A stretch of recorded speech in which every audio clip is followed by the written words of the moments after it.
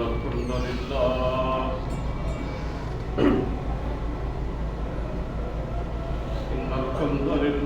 نحمده ونستعينه ونستغفره ونعوذ بالله من شرور أنفسنا ومن سيئات أعمالنا من يهده الله فلا مضل له ومن يضلله فلا هادي له وأشهد أن لا إله إلا الله وحده لا شريك له وأشهد أن محمدا عبده ورسوله أما بعد فإن خير الحديث كتاب الله وخير الهدي هدي محمد صلى الله تعالى عليه وسلم وشر الأمور محدثاتها وكل محدثة بدعة وكل بدعة ضلالة وكل ضلالة في النار رب اشرح لي صدري ويسر لي أمري واحلل عقدة من لساني يفقهوا قولي أعوذ بالله السميع العليم من الشيطان الرجيم بسم الله الرحمن الرحيم كلا إذا بلغت التراقي وقيل من راق وظن أنه الفراق والتفت الساق بالساق إلى ربك يومئذ المساق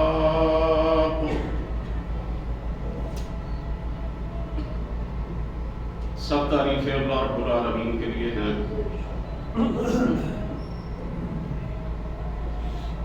بے شمار درود و سلام نبی اقدس حضرت محمد رسول اللہ صلی اللہ علیہ وآلہ وسلم کی ذات گرامی پر، آپ کی آل طاہرہ اور آپ کے صحابہ کرام پر، اور قیامت تک آپ کی فرما برداری کرنے والے ہر مسلمان پر اللہ کی کروڑوں رحمتیں ہوں۔ حضرات محترم، اللہ رب العزت کا بابرکت کلام میں سے جو آیات بینات میں نے آپ کے سامنے تلاوت کرنے کی سعادت حاصل کی ہے، ٹھیک ہے، اس میں اللہ رب العزت ارشاد فرما رہے ہیں کلا اذا بلغت التراقی، جب جان ہنسلی تک آ کے اٹک جاتی ہے، یعنی کوئی انسان اپنی موت کے بالکل قریب پہنچ جاتا ہے اور اس پہ نظر کا عالم طاری ہو جاتا ہے، وقیل من راق، اور پھر کہا جاتا ہے کہ کون ہے جاٹ پھونک کرنے والا، دم کرنے والا، وظن انہ الفراق، اور اس وقت انسان سمجھ جاتا ہے کہ اس کا جدائی کا لمحہ آن پہنچا ہے، دنیا سے رخصتی کا وقت آن پہنچا۔ والتفت الساق بالساق، اور مرنے والے کی پٹلی سے پٹلی لپٹ جاتی ہے، بیچاری بے قراری سے، تکلیف اور اذیت سے وہ اپنی ایڑی دوسری ایڑی کے ساتھ رگڑتا۔ الی ربک یومئذ المساق، اور اس دن تمہارا اپنے رب کی طرف لوٹنے کا وقت ہوتا۔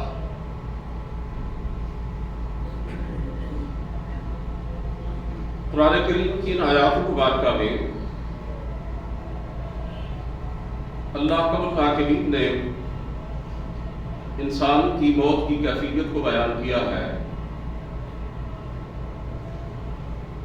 اور موت کے وقت جو بے بسی ہوتی ہے اس کا تذکرہ کیا۔ مرنے والا انسان اس قدر بے بس ہوتا ہے، کتنا ہی بڑا منصبدار کیوں نہ ہو، کتنا ہی بڑا عہدیدار کیوں نہ ہو، کتنا ہی بڑا روزدار کیوں نہ ہو، کتنا ہی بڑا مالدار کیوں نہ ہو، اپنے تمام تر جاہ و حشمت، اپنے تمام تر مال و دولت اور اپنے تمام تر اقتدار و اختیار کے باوجود بالکل بے بس ہوتا ہے، اور اس کے عزیز و اقارب، اس کے اہل و عیال، اس کے گھر والے جو اس کے گرد جمع ہوتے ہیں وہ بھی اسی کی طرح بے بس ہوتے ہیں، اس کے لیے کچھ بھی نہیں کر سکتے۔ سب سے زیادہ بے بس تو وہ معالج ہوتا ہے، وہ ڈاکٹر ہوتا ہے، وہ حکیم اور طبیب ہوتا ہے، وہ چارہ گر ہوتا ہے، وہ دم کرنے والا، جاڑ پھونک کرنے والا ہوتا ہے کہ جس کے چہروں پر سب کی نگاہیں جمی ہوتی ہیں، جس کی طرف امید بھری نظروں سے دیکھا جاتا ہے، جس کے متعلق مرنے والے کے ورثاء یہ سمجھتے ہیں کہ شاید اس کی کوئی تدبیر، اس کا کوئی طریقہ، اس کی کوئی دوا کام آ جائے اور ہمارے اس پیارے کی، اس عزیز کی جان بچ جائے، لیکن وہ بھی یہی جواب دے دیتا ہے کہ بس اب میں کچھ نہیں کر سکتا، اب ایک ہی دروازہ بچا ہے اور وہ ہے پروردگار عالم کا دروازہ۔ حضرات محترم، یہ موت ایک اٹل حقیقت ہے، اور اس لمحے جو کرب، جو بے چینی، جو اذیت اور جو بے قراری ہوتی ہے اس کو الفاظ میں بیان نہیں کیا جا سکتا۔ موت کی دہلیز تک وہی شخص سکون سے پہنچ سکتا ہے کہ جس نے اپنی زندگی ایمان اور توحید کے راستے پر گامزن رکھی ہو، جس نے اللہ اور اس کے رسول کی اطاعت کی ہو، جس نے پروردگار عالم کی طرف سے عائد کردہ فرائض کو ادا کیا ہو، جس نے کسی کا مال نہ کھایا ہو، کسی کا حق غصب نہ کیا، جس نے دنیا میں عدل اور انصاف سے کام لیا۔ ہم تو یہ کہتے ہیں نا کہ جی دنیا میں چین سے جینا چاہیے، ٹھیک ہے، یہ بات درست ہے، لیکن اگر آپ غور کریں تو اس نتیجے پر پہنچیں گے کہ چین سے جینے سے اہم ہے چین سے مرنا۔ سکون سے زندگی گزارنے سے بہتر ہے سکون سے موت سے ہمکنار ہونا۔ اطمینان سے جینے سے بہتر ہے اطمینان کے ساتھ مرنا۔ قرآن کریم میں اللہ رب العزت نے موت کے اس تکلیف دہ لمحے میں جو انسان کے ساتھ کیفیات بنتی ہیں اس کے اعمال کے لحاظ سے جو اس کے ساتھ سلوک کیا جاتا ہے اس کا تذکرہ فرمایا۔ اللہ فرماتے ہیں الذین تتوفاهم الملائکۃ طیبین، کہ جب فرشتے اور لوگوں کی جانیں قبض کرتے ہیں کہ جو پاک ہوتے ہیں، اپنے عقیدے میں پاک، اپنی سوچ اور فکر میں پاک، اپنے اخلاق اور کردار میں پاک، اپنے ظاہر اور باطن میں پاک، اپنی جلوت اور خلوت میں پاک، زندگی کے ہر معاملے میں ان کا رویہ پاکیزگی اور طہارت پر مبنی ہوتا ہے۔ جب ان کی روح قبض کرنے کے لیے فرشتے پہنچتے ہیں، یقولون سلام علیکم، تو جا کے ان سے کہتے ہیں کہ تم پر سلام، السلام علیکم کہتے ہیں فرشتے۔ اور کئی سلف صالحین کے حوالے سے یہ بات ملتی ہے کہ موت کے وقت ان کے آس پاس جو لوگ جمع تھے، انہوں نے سنا کہ وہ اپنی زبانوں سے کہتے جا رہے ہیں وعلیکم السلام وعلیکم السلام، اور ان کی نبض ڈوبتی چلی جا رہی ہے، موت کی وادی میں اترتے چلے جا رہے ہیں۔ اللہ کے نیک مومن اور متقی بندوں کو موت کے وقت جو فرشتے سلام کہتے ہیں وہ ہم انسانوں کو سنائی نہیں دیتا، دوسرے لوگوں کو سنائی نہیں دیتا، لیکن مرنے والا سنتا ہے۔ اللہ کا وہ نیک بندہ سماعت کرتا ہے ان کے سلام کو اور ان کا جواب دیتا ہے۔ اور ساتھ فرشتے یہ بھی کہتے ہیں ادخلوا الجنۃ بما کنتم تعملون، کہ جو اعمال تم نے دنیا میں کیے، اللہ رب العزت کی اطاعت اور بندگی پر مبنی اعمال ہیں، ان کے نتیجے میں تم جنت کے اندر داخل ہو جاؤ۔ جنت کے اندر داخلہ تو قیامت کے دن ہوگا، لیکن یاد رکھیے کہ جنت کے حالات ایک بندہ مومن کی موت کے ساتھ ہی شروع ہو جاتے ہیں۔ جنت کی نعمتوں کا لطف موت کے فوراً بعد آنا شروع ہو جاتا ہے۔ سرکار دو عالم صلی اللہ علیہ وسلم نے یہ جو فرمایا کہ قبر روضۃ من ریاض الجنہ، جنت کے باغیچوں میں سے ایک باغیچہ ہے، او حفرۃ من حفر النار، یا جہنم کے گڑھوں میں سے ایک گڑھا۔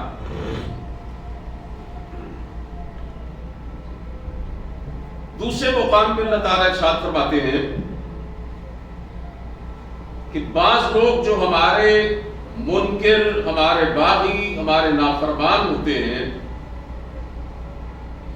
ان کی روح قبض کرنے کا طریقہ ہم نے کچھ اور مقرر کیا۔ فرمایا وَلَوْ تَرَىٰ إِذِ الظَّالِمُونَ فِي غَمَرَاتِ الْمَوْتِ وَالْمَلَائِكَةُ بَاسِطُو أَيْدِيهِمْ أَخْرِجُوا أَنفُسَكُمْ۔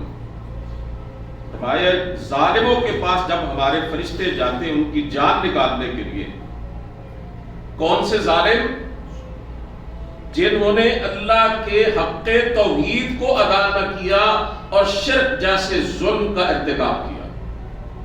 وَلَوْ تَرَىٰ إِذِ الظَّالِمُونَ فِي غَمَرَاتِ الْمَوْتِ، اللہ فرماتے ہیں کاش تم دیکھو اس وقت کو کہ جب ظالم موت کی بے ہوشیوں کے اندر ہوتے ہیں، ان کے ساتھ کیا سلوک کیا جاتا ہے، کہ جنہوں نے رب کے ساتھ بھی ظلم کیا، اللہ کے بندوں کے ساتھ بھی ظلم کیا، جن کی زندگی کا پورا مجموعی رویہ ظلم پر اور بے انصافی پر مبنی رہا، فرشتے جاتے ہیں اور کہتے ہیں ہاتھ بڑھا بڑھا کے کہ لاؤ اپنی جانیں نکالو، اپنی روحیں نکالو۔ فرمایا موت کے وقت ان کی روح ان کے جسم کے اندر باندھتی ہے، چھپتی ہے، پھر زبردستی اس کو نکالا جاتا ہے، اور کیفیت یہ ہوتی ہے کہ جیسے کسی کپڑے کو کسی کانٹے دار درخت پہ پھیلا کے اسے کھینچا جائے تو جو صورتحال اس کپڑے کی بنتی ہے وہی صورتحال ان ظالموں کی روحوں کی بنتی ہے۔ انتہائی اذیت اور تکلیف کے عالم میں ان کی جان نکالی جاتی ہے، اور ساتھ ہی ان سے یہ بھی کہہ دیا جاتا ہے فَالْيَوْمَ تُجْزَوْنَ عَذَابَ الْهُونِ بِمَا كُنْتُمْ تَقُولُونَ عَلَى اللَّهِ غَيْرَ الْحَقِّ وَكُنْتُمْ عَنْ آيَاتِهِ تَسْتَكْبِرُونَ، کہ آج تم کو ذلت کا عذاب دیا جائے گا، انتہائی تکلیف دہ عذاب دیا جائے گا کہ تم دنیا میں اللہ پر ناحق باتیں کہا کرتے تھے کہ کوئی قیامت نہیں ہے، کوئی جنت اور دوزخ نہیں ہے، اللہ تعالیٰ نے ایسا کچھ نہیں کہا، ایسا کچھ نظام نہیں بنایا۔ تم اللہ کی آیات کو جھٹلاتے تھے اور تکبر کیا کرتے تھے کہ اپنی مرضی کی زندگی تم جیتے رہے، تم نے رب کے احکامات کی کوئی پرواہ نہ کی، تم نے اپنے آپ کو بڑا سمجھا، اس بڑے رب کے آگے تم نے جھکنا گوارا نہ کیا۔ تمہارا تکبر پر مبنی اور استکبار پر مبنی یہ جو رویہ تھا، اس کی وجہ سے تمہیں ذلت کا عذاب دیا جائے گا۔ حضرات محترم، اسی طرح قرآن کریم کی اس آیہ مبارکہ کی طرف بھی توجہ کیجیے گا۔ یہ جو آیات ہیں قرآن کریم کی، یا ایتھا النفس المطمئنہ ارجعی الی ربک راضیۃ مرضیہ، اے مطمئن جان، اے مطمئن روح، اے مطمئن وجود، چل اپنے رب کی طرف، لوٹ اپنے پروردگار کی طرف، واپس نکل اپنے پالنے والے کی طرف، اس حالت میں کہ تو اس سے راضی ہے اور وہ تجھ سے راضی ہے۔ اور یہ پیغام دیا جاتا ہے فادخلی فی عبادی وادخلی جنتی، میرے بندوں کے اندر داخل ہو جا اور میری جنت کے اندر داخل ہو جا۔ یہ پیغام کن کو سنایا جاتا ہے اور کن سے کہا جاتا ہے؟ اے مطمئن وجود، اے اطمینان والی جان، اپنے رب کی طرف چاہیے۔ وہ شخص جو دنیا میں اپنے رب کی توحید پر مطمئن رہا، جو ایمان پر مطمئن رہا، جو عمل صالح پر مطمئن رہا، جو دین حق پر مطمئن رہا، جو اللہ اور اس کے رسول کی اطاعت پر مطمئن رہا، جو حلال پر مطمئن رہا، جو نیکی پر مطمئن رہا، جس کے دل کا سکون اس کے رب کی عبادت اور بندگی تھی، جس کے اندر کا اطمینان دین والی اور عمل صالح والی زندگی تھی، ساری زندگی یہ سکون کے ساتھ اس صراط مستقیم پر چلتا رہا، حتیٰ کہ اس کو موت آ گئی۔ پھر اللہ رب العزت کی طرف سے بلاوا آتا ہے اس کیفیت میں کہ اب تو اپنے رب کی طرف یہ واپسی کا سفر اختیار کر، دنیا کو چھوڑ دے، تیرا رب تجھ سے راضی ہے اور تیرا رب جو تجھے عطا کرے گا تو بھی اس پہ راضی ہو جائے۔ حضرات محترم، ایک کفن تو انسان دیتے اور دوسرا کفن فرشتے بھی لے کر آتے۔ سرکار دو عالم صلی اللہ علیہ وسلم نے فرمایا، اللہ کے نیک مومن بندے کی روح جب فرشتے نکالتے ہیں تو جنت سے آیا ہوا جو کفن ان کے پاس ہوتا ہے، معطر، خوشبودار، مہکتا ہوا، اس کے اندر اس کی روح کو لپیٹ کر علیین کی طرف لے جایا جاتا ہے۔ اور جو اللہ کا باغی نافرمان ہوتا ہے، اس کی روح کو ٹاٹ کے بدبودار کفن کے اندر، کپڑے کے اندر لپیٹ کر فرشتے سجین کی طرف لے کے جاتے ہیں۔ دنیا کا یہ جو کفن ہے، بعض اوقات بعض لوگوں کو نصیب نہیں ہوتا، ان کے جسموں کے چیتھڑے اڑ جاتے ہیں، ان کے وجود کا نام و نشان تک نہیں ملتا، لیکن وہ اللہ کی راہ کے شہید ہوتے ہیں اور اللہ رب العزت انہیں انتہائی اعزاز و اکرام کے ساتھ اس دنیا سے لے کے جاتے ہیں۔ فلسطین میں آپ دیکھ رہے ہیں شہداء کا ایک سلسلہ جاری ہے۔ میں تو یہ کہتا ہوں کہ شاید دنیا نے پہلے ایسے پاکیزہ، ایسے معصوم، ایسے پاک شہداء نہ دیکھے ہوں، اور اتنے چھوٹے چھوٹے ننھے منھے شہداء شاید دنیا کی نگاہوں میں پہلے نہ آئے۔ ایک عورت رسول کریم صلی اللہ علیہ وسلم کے پاس اپنے دودھ پیتے بچے کو لے کر آئی تھی اور کہنے لگی، یا رسول اللہ، میرا کوئی جوان بیٹا نہیں ہے، میری خواہش تو یہ ہے کہ میرا کوئی گبرو بیٹا ہوتا، میں آپ کے ساتھ اللہ کی راہ میں جہاد کرنے کے لیے اس کو روانہ کرتی۔ یا اللہ، یہ میرا معصوم سا دودھ پیتا بچہ ہے، اسے جہاد کے راستے میں قبول کر لیجئے، اسے اپنے ساتھ لے جائیے۔ آپ صلی اللہ علیہ وسلم نے فرمایا، بی بی، یہ تو بہت ہی چھوٹا ہے، یہ تو تلوار تک نہیں اٹھا سکتا، یہ تو اللہ کی راہ میں لڑ نہیں سکتا۔ کہنے لگی، اللہ کے رسول، میں اسے لڑنے کے لیے تو نہیں لائی ہوں۔ پوچھا، کس لیے لائی ہو؟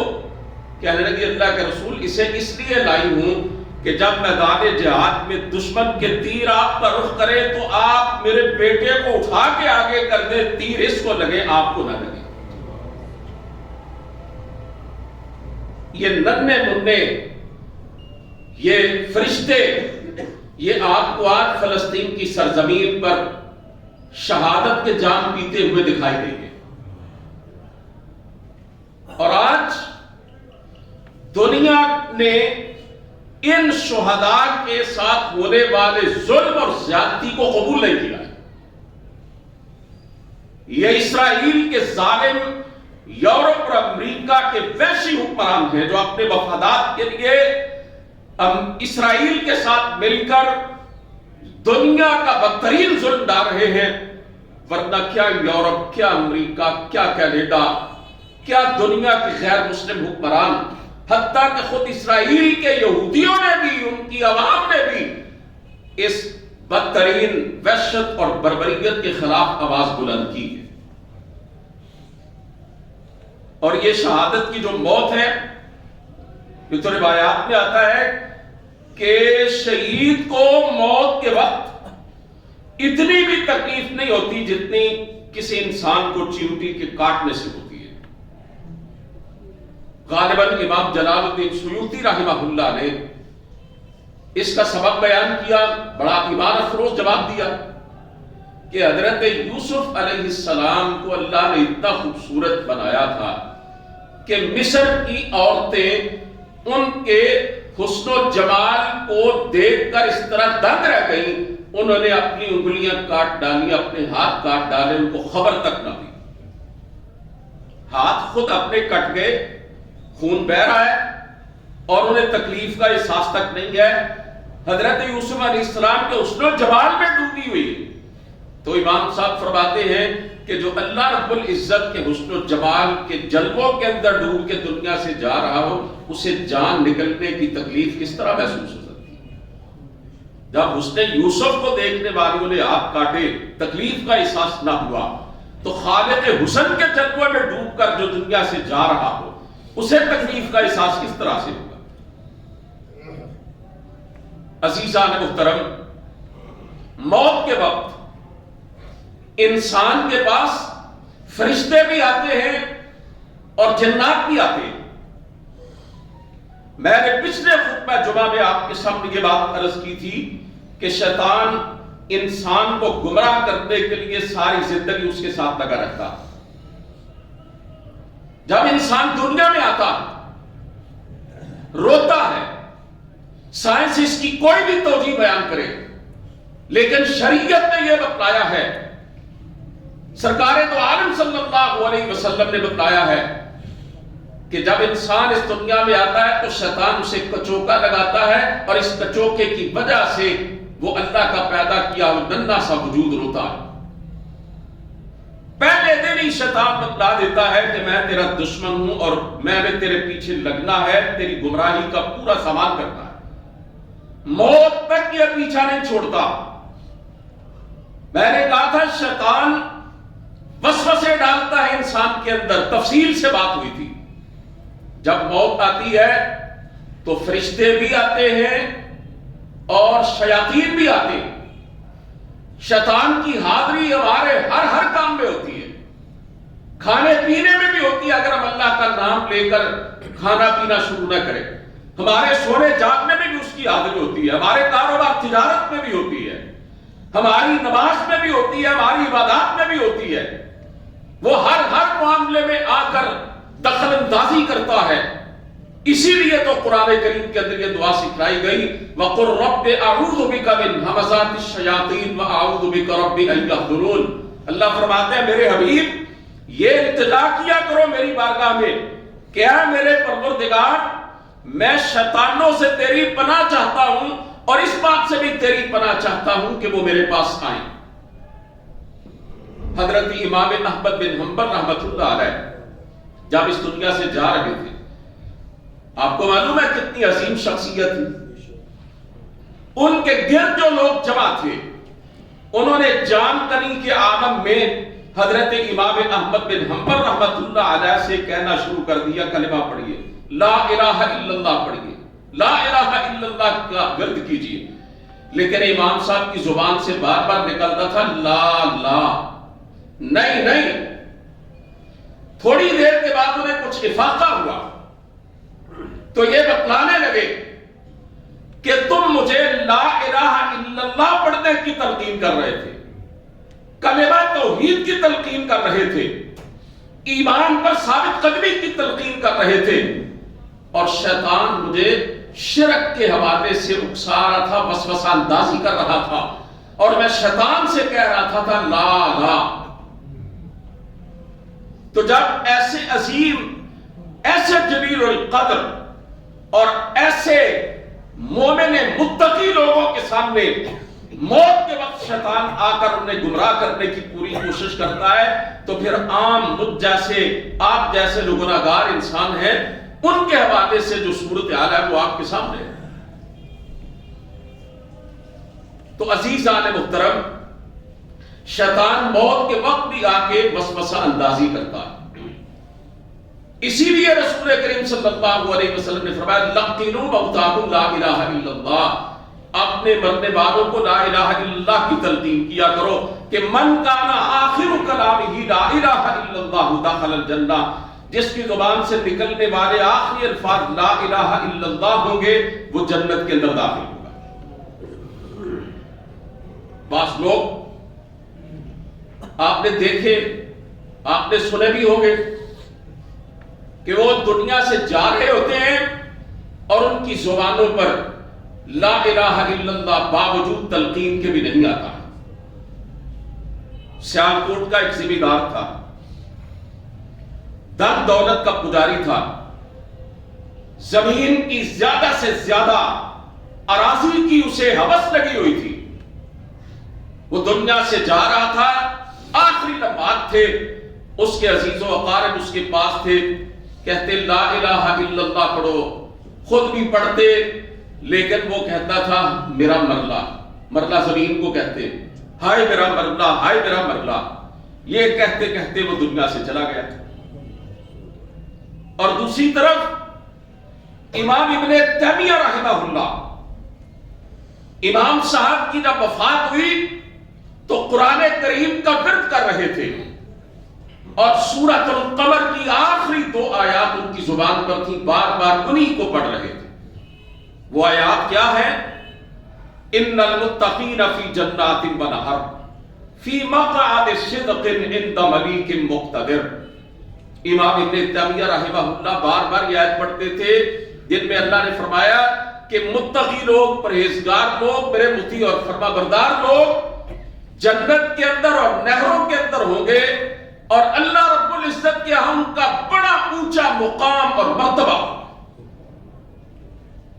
رسول کریم صلی اللہ علیہ وسلم نے فرمایا اعوذ بک ان یتخبطنی الشیطان عند الموت، یا اللہ میں تجھ سے یہ دعا کرتا ہوں کہ موت کے وقت شیطان مجھے اکسا نہ سکے، شیطان مجھے برگلا نہ سکے۔ ہمیں اس دعا کو لازماً پڑھنا چاہیے اور اس کو یاد کرنا چاہیے، اس لیے کہ شیطان نے عند الموت جس کو برگلایا، جس کو گمراہ کر دیا، جس پر شیطان کا وار چل گیا، ساری زندگی وہ کتنا ہی نیکوکار اور کتنا ہی زیادہ پرہیزگار بن کے کیوں نہ رہا ہو، اس کی زندگی کا پورا کارنامہ تباہ و برباد ہو جاتا ہے۔ جو شیطان کے بہکاوے میں آ کر وقت آخر ایمان سے منحرف ہو جائے، اسلام سے ہٹ جائے، توحید کو چھوڑ دے، اللہ رب العزت کا منکر بن جائے، زبان سے کلمہ شرک اور کلمہ کفر نکل آئے، تو میرے عزیزو انما الاعمال بالخواتیم، رسول کریم صلی اللہ علیہ وسلم نے فرمایا اعمال کا دار و مدار ان کے خاتموں پر ہے۔ انسان کی موت جس عمل پر ہوتی ہے ویسا ہی معاملہ اس کے ساتھ کیا جاتا ہے۔ ایک صحابی رسول کریم صلی اللہ علیہ وسلم کے ساتھ حج کر رہے تھے، سواری سے گرے، گردن کی ہڈی ٹوٹ گئی، اللہ کو پیارے ہو گئے۔ آپ صلی اللہ علیہ وسلم نے فرمایا اسے غسل نہ دو،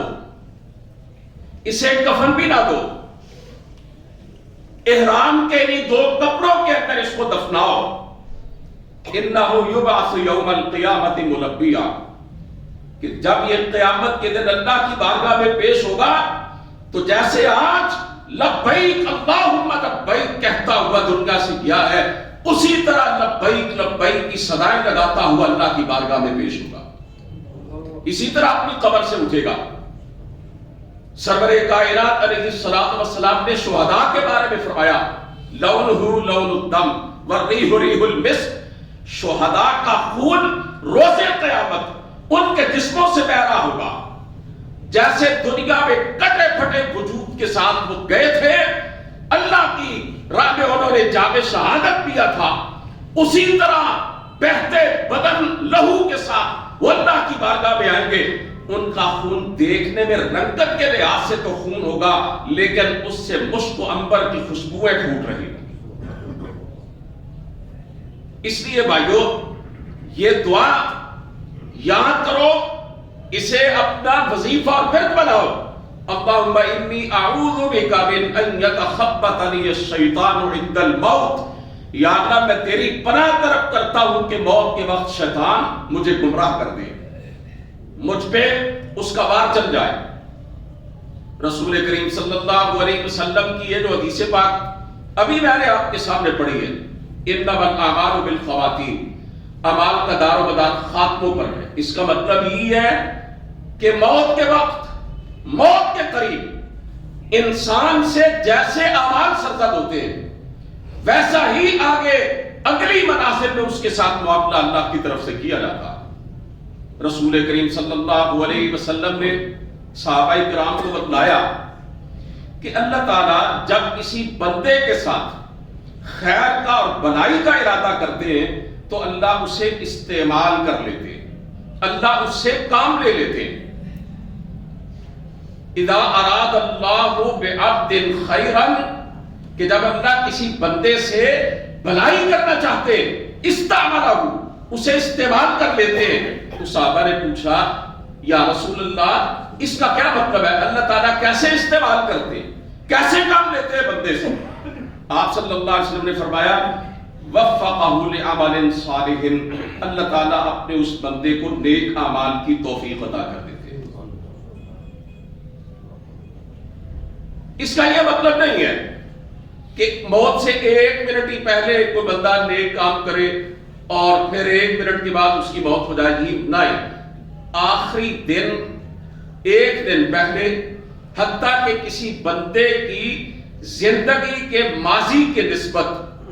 اس کے جو بعد والے اعمال ہیں، جن اعمال کی انجام دہی کے دوران اسے موت آئی ہے، وہ آخری سال، وہ آخری مہینے، وہ آخری ہفتے، وہ آخری دن، وہ آخری گھڑیاں جو ہیں ان کی بڑی قدر و منزلت ہے اور بڑی ہی اہمیت ہے۔ بعض لوگ آپ نے دیکھے ہوں گے، خود آپ ان کے متعلق یہ گواہی دیتے ہوں گے کہ وہ زندگی کے پہلے حصے میں بڑے بدکار تھے، شرابی تھے، زانی تھے، بڑے فاسق و فاجر تھے، بے نماز تھے، دین سے کوئی تعلق نہیں تھا، لیکن اللہ تعالیٰ نے بھلائی کا ارادہ کیا، خیر کا ارادہ کیا، وہ نیک بن گئے، نمازی بن گئے، روزہ دار بن گئے، حرام کمائی چھوڑ دی، حلال برقرار کر لی، ان کی زندگی دین والی زندگی بن گئی، ان کے معمولات ایک بندہ مومن کے معمولات بن گئے، اور اسی حالت میں وہ دنیا سے چلے گئے۔ یقین جانے یہ بڑے خوش قسمت لوگ ہوتے ہیں، یہ بڑے نصیبے والے لوگ ہوتے ہیں۔ سرکار دو عالم صلی اللہ علیہ وسلم کی ایک دعا ہے، مسنون دعا ہے، آپ نے فرمایا اللہم اجعل اعمالنا من الخواتیم، اللہم اجعل اعمالنا خیرا لخواتیم، کہ یا اللہ ہمارے آخری اعمال کو بہتر بنا دے، واجعل اعمالنا، اور اللہ ہماری جو عمریں ہیں، واجعل اعمالنا اواخرہا، اور ہماری زندگیوں کے جو آخری انجام اور آخری لمحات ہیں اللہ ان کو بہتر بنا۔ ایک شخص نے ساری زندگی اللہ کی بغاوت میں گزار دی، اللہ کو معلوم ہے بہت کا وقت کب آتا ہے، وہ دنیا سے چلا گیا اور مرنے سے چند ہی لمحے پہلے توبہ کر لی، اللہ سے معافی مانگ لی، اللہ نے اس کی توبہ قبول کر لی۔ کیا زندگی کے سارے جو سیاہیاں ہیں وہ اس کی دھل نہیں گئی؟ کیا اس نے اپنی عاقبت کو بہتر نہیں بنا لیا؟ حضرات محترم، میں یہ باتیں آپ کے سامنے اس نقطہ نظر سے عرض کر رہا ہوں۔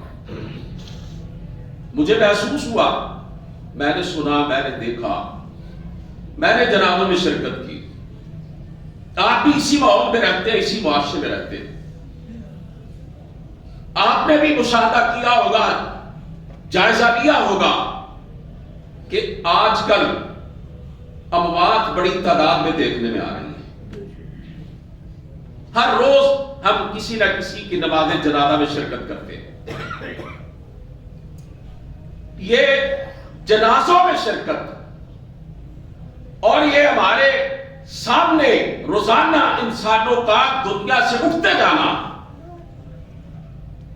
یہ تنبیہ ہے، یہ ہمارے لیے یاد دہانی ہے کہ تم بھی پائپ لائن میں لگے ہوئے ہو، تم بھی اسی راستے کے مسافر ہو، ایک دن تم نے بھی اس دنیا کو چھوڑنا ہے۔ غفلت کے پردوں میں ہم چھپے ہوئے ہیں، ہم سمجھتے ہیں وہ بیمار تھا، مر گیا، اس کو ہارٹ اٹیک ہوا، پہلے سے ہی وہ مریض تھا، وہ تو بہت عمر رسیدہ تھا، اس کے پھیپھڑے خراب ہو گئے، شدید سردی کی وجہ سے نمونیا ہو گیا، فلاں شخص جو تھا وہ نوجوان تھا لیکن حادثہ ہو گیا اچانک۔ یہ زندگی کا حصہ ہے، میں نے تو ابھی بہت جینا ہے، بڑے برس پڑے ہیں، بڑے سال پڑے ہیں، بڑا وقت پڑا، اور یہی انسان کی غفلت اس کو لے ڈوبتی ہے۔ یہی سستی، یہی غلط فہمی جو انسان دماغ میں ڈالتا ہے کہ تو نے ابھی بڑا جینا ہے، اچانک پھر موت کا بے رحم لمحہ آ جاتا ہے، جو نہ جوان کو دیکھتا ہے نہ بوڑھے کو، جو نہ بچے کو دیکھتا ہے نہ ہی عمر رسیدہ کو، جو نہ کسی ماں کی مامتا کو دیکھتا ہے نہ باپ کی شفقت کو، جو نہ کسی بھائی کے بازو کو دیکھتا ہے نہ کسی دوست کے سہارے کو۔ موت کا اٹل لمحہ اللہ رب العزت نے جس کا تذکرہ کیا سورہ واقعہ میں، اور فرمایا فَلَوْلَا إِن كُنتُمْ غَيْرَ مَدِينِينَ تَرْجِعُونَهَا إِن كُنتُمْ صَادِقِينَ، اگر تم سمجھتے ہو کہ تم ہمارے قبضہ قدرت میں نہیں ہو، ہم تمہارا یہ پیارا، یہ عزیز، یہ جو بھی تمہارا لگتا ہے اسے دنیا سے لے کے جا رہے ہیں، جاؤ سارے اکٹھے ہو جاؤ اور دنیا کے سارے سائنسدان، حکیم، ڈاکٹر بلا لو، سارے مائن اکٹھے کر لو، ہم اس کو لے کے جا رہے ہیں، ذرا اس کو بچا کے دکھاؤ مجھے، ہم اس کو لے جائیں گے، ذرا اسے اٹھا کے تو دکھانا، یہ ہمارا چیلنج ہے۔ اور سائنس ترقی کی کتنی منزلیں طے کر چکی۔ اللہ نے اپنے حبیب سے فرمایا وَيَسْأَلُونَكَ عَنِ الرُّوحِ قُلِ الرُّوحُ مِنْ أَمْرِ رَبِّي وَمَا أُوتِيتُم مِنَ الْعِلْمِ إِلَّا قَلِيلًا۔ اے میرے نبی، یہ لوگ آپ سے پوچھتے ہیں روح کیا چیز ہے، ان کو بتلاؤ روح تمہارے رب کا ایک امر ہے، حکم ہے بس،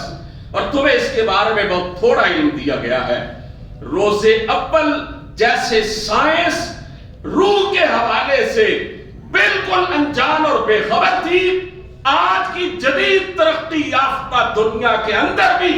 دنیا کے سارے ایکسپرٹ، میڈیکل سائنس کے سارے ماہر، سارے بڑے بڑے ڈاکٹر، دنیا جہان کے حکیم اور طبیب جو ہے وہ روح کے بارے میں کچھ نہیں جان سکے اور نہ قیامت تک اس کی حقیقت کو جان سکے۔ میرے بھائیوں، یہ ہمارے دائیں بائیں جو اموات ہوتی ہیں یہ ہمیں سبق ہی تو دیتی ہے۔ وہ ایک حکایت بنی ہوئی ہے نا کہ اسرائیل سے کسی کی دوستی ہو گئی، اس بندے نے اسرائیل سے کہا کہ میرے ساتھ یہ نیکی کرنا کہ جب میری موت کا وقت آئے نا تو مجھے کچھ دیر پہلے آگاہ کر دینا تاکہ میں اس کی تیاری کروں، کچھ اپنے آپ کو سنبھال لوں، کچھ ٹھیک ہو جاؤں۔ لیکن اچانک اسرائیل آ گیا اور کہنے لگا بس بھائی تیری موت کا وقت آ گیا، جان اب رب کے حوالے کرنا ہو۔ اس نے کہا تو نے تو مجھ سے وعدہ کیا تھا کہ تو مجھے پیش کی آگاہ کرے گا، مجھے ایڈوانس بتلائے گا۔ تو اسرائیل نے کہا میں نے تجھے کئی دفعہ یہ بتلایا تھا، پیش کی کئی دفعہ تجھے بتلایا تھا کہ تیری موت آنے والی ہے، تیار ہو جا۔ اس نے کہا بھائی وہ کب؟ اس نے کہا وہ تیرے سامنے وہ فلاں بندہ نہیں ابھی چند دن پہلے گیا۔ اس نے کہا ہاں۔ تو کہا وہ تیرے پیچھے جو رہتا تھا، وہ تیرے دائیں بائیں رہتا تھا، کتنے ہی لوگوں کو گنوا کے اس نے کہا تیرے سامنے وہ گئے۔ کہنے لگا وہ تو گئے۔ تو کہا یہ تو میرا بتانا تھا کہ دائیں بائیں آگے پیچھے سے لوگ جا رہے ہیں اور قبر بستہ ہو جا، تیرا بھی وقت آنے والا۔ یہ سال کا اختتام ہے، عیسوی سال ہی صحیح لیکن ہمارے شمار میں تو آتا ہے نا۔ ہم اپنی زندگی کا، اپنے معاملات کا، اپنے کاروبار اور تجارت کا حساب تو اس عیسوی سال کے ساتھ لگاتے ہیں نا جی۔ اسی کی تاریخوں کے حوالے سے ہم اپنی زندگی کے معاملات کو چلاتے ہیں۔ تو یہ دسمبر کے آخری دن ہیں، زندگی کا پورا ایک سال کم ہو گیا، موت کے ہم اور زیادہ قریب ہو گئے۔ اور اس وقت میں اور آپ جتنے اللہ کے اس گھر میں موجود ہے نا جی، 60 70 80 100 سال کے بعد زیادہ سے زیادہ ہم میں سے کسی کا بھی وجود اس دنیا کے اندر نہیں ہوگا، طے شدہ بات۔ پتہ نہیں ہم میں سے کس کس کی قبر بھی برابر ہو چکی ہوگی زمین کے ساتھ، نام و نشان تک بھی مٹ چکا ہوگا۔ نہ جانے کوئی قبر پر مٹی کی 2 مٹھے ڈالنے کے لیے بھی آتا ہے یا نہیں، اور قبر پر دعا کے لیے بھی آتا ہے کہ نہیں آتا۔ ہم اس موت کو بھولے ہوئے، دنیا میں الجھے ہوئے۔ اور میں نے پہلے عرض کیا چین سے جینا بڑا اہم ہے، لیکن اس سے بھی اہم چین سے مرنا ہے۔ اور چین سے بندہ کیسے مرتا ہے؟ ایمان پر استقامت ہو اور عمل صالح کے ساتھ مداومت اختیار کرے، کسی کا حق نہ مارے۔ اختصار کے ساتھ یہ عرض کرتا چلوں کہ رسول کریم صلی اللہ علیہ وسلم نے موت سے پہلے وصیت کی تلقین کی ہے، اپنی اولاد اور بیوی بچوں کو صراط مستقیم پر، دین حق پر، توحید پر، ایمان پر ثابت قدمی کی وصیت کرو۔ آپ نے یہ بھی اپنے عمل سے بتلایا ہے کہ اگر کسی کا حق کھایا ہے، کسی کا مال ہڑپ کیا ہے تو واپس کرو۔ صرف معافی سے کام نہیں چلے گا، اللہ سے توبہ کرنے سے کام نہیں چلے گا۔ جو گناہ کیے ہیں وہ ان کی اللہ سے معافی لو، اور بندے کو جب موت آئے تو اس کے دل میں بیک وقت 2 خیالات، گناہوں پر ندامت، اللہ کی پکڑ کا خوف اور رب کی رحمت کی امید۔ سرکار دو عالم صلی اللہ علیہ وسلم ایک صحابی کے پاس گئے، ان کی زندگی کے آخری لمحات تھے۔ آپ صلی اللہ علیہ وسلم نے ان سے پوچھا کیا محسوس کر رہے ہو؟ کہنے لگے اللہ کے رسول اپنے گناہوں کا خوف بھی ہے اور اللہ کی رحمت کی امید بھی ہے۔ آپ صلی اللہ علیہ وسلم نے فرمایا جب بندہ موت کے وقت یہ دونوں جذبات اپنے اندر پاتا ہے، اللہ تعالیٰ ان گناہوں کو معاف کر دیتا ہے جن کی وجہ سے وہ ڈر رہا ہوتا ہے، اور اپنی رحمت اس بندے کے لیے واجب کر دیتا ہے جس کی امید لگا کے وہ دنیا سے رخصت ہوتا ہے۔ یدعون ربہم خوفا وطمعا، اللہ نے اپنے خاص بندوں کی پہچان یہ بتائی ہے کہ وہ راتوں کو اٹھ جاتے ہیں، پچھلے پیر بستروں کو چھوڑ دیتے ہیں، نیند کی قربانی دے دیتے ہیں اور اپنے رب کو پکارتے ہیں خوف اور لالچ کے ساتھ، خوف اور امید کے ساتھ، اپنے گناہوں کا خوف اور اللہ کی رحمت کی امید۔ بس بھائیو انہی الفاظ پر اکتفا کرتا ہوں۔ پہلے میں اپنے آپ کو نصیحت کرتا ہوں، پھر میں آپ حضرات کو نصیحت کرتا ہوں۔ دنیا میں پھیرا ایک ہے بس، دوسرا چکر نہ آج تک کسی کا لگا ہے نہ لگے گا۔ کوئی انسان ایسا نہیں جس کو موت سے رستگاری ہو، اور کوئی پتہ نہیں کہ کب موت آ جائے۔ آئیے ہم اپنی زندگی کا قبلہ درست کریں، اپنی زندگی کی نہج درست کریں، اپنے اعمال کا جائزہ لیں، سال کے اختتام پر اپنی روکڑ ملائیں، اپنا محاسبہ کریں، اپنے آپ کو اپنے ضمیر کی عدالت کے اندر کھڑا کریں، اور ہم اپنا پورا یہ جانچ اور پرکھ کریں ہم ایمان کے لحاظ سے، دین کے لحاظ سے، نیکی کے لحاظ سے اور اعمال صالحہ کے لحاظ سے کہاں کھڑے ہیں۔ اللہ سے دعا ہے کہ وہ میرا اور آپ کا خاتمہ خیر پر کرے، نیکی پر کرے، اللہ ہمیں ایمان والی موت عطا فرمائے، اور اس لمحے سے پہلے اللہ ہمیں اس کے لیے کچھ تیاری، کچھ سامان کرنے کی بھی توفیق عطا فرما دے۔ وآخر دعوانا الحمدللہ رب العالمین۔